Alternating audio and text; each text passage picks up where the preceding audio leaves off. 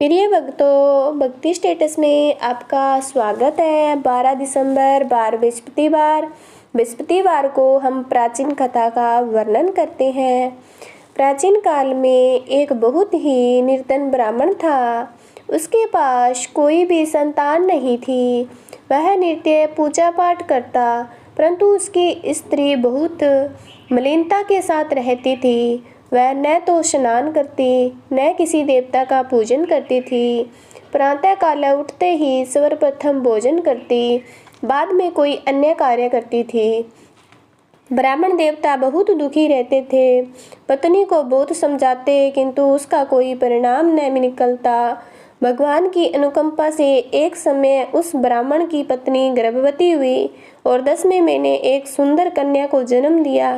निर्धन ब्राह्मण कन्या के जन्म से बहुत दुखी हुआ। धीरे धीरे ब्राह्मण की कन्या बड़ी होने लगी। बचपन से ही उसे कन्या की रुचि भगवान विष्णु की पूजा में थी।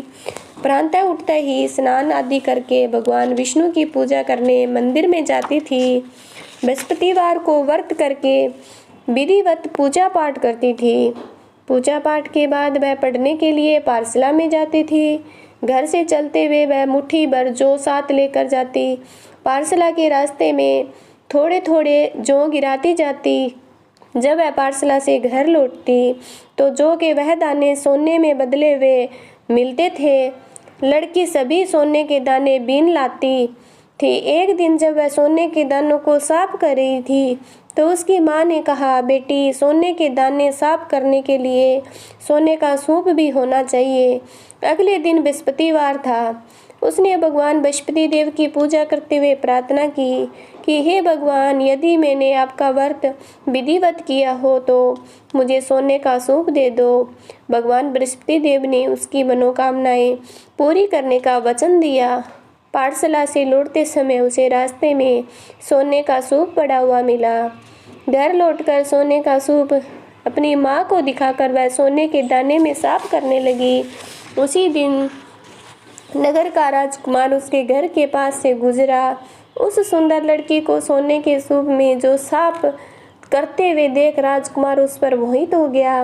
महल में लौटकर राजकुमार ने राजा से उस लड़की से विवाह करने की इच्छा प्रकट की।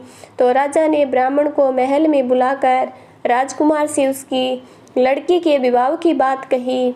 ब्राह्मण तैयार हो गया। धूमधाम से उस लड़की का विवाह राजकुमार से हो गया। दुल्हन बनकर ब्राह्मण की लड़की महल में चली गई।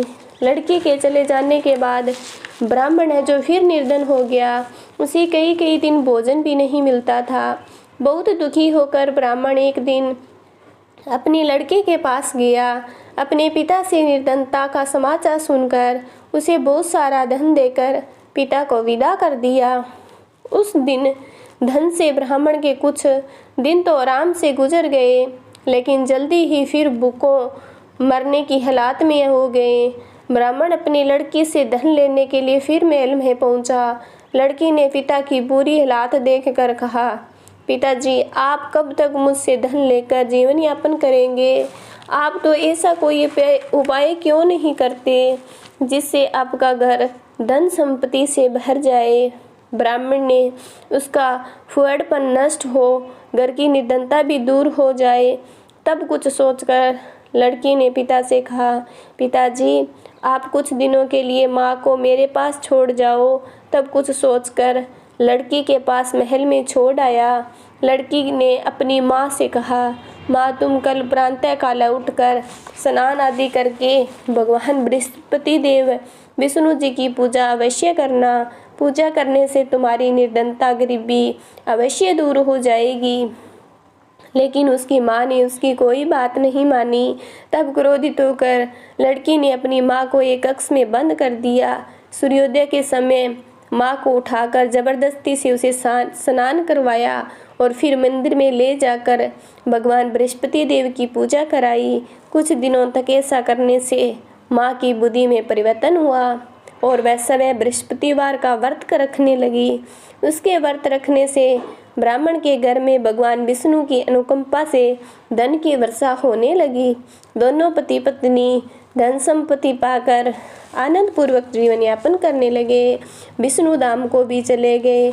इस प्रकार जो सुबह जल्दी उठकर स्नान करता है, भगवान विष्णु का व्रत रखता है, उनकी सभी मनोकामनाएं भगवान विष्णुपति देव पूरी करता है।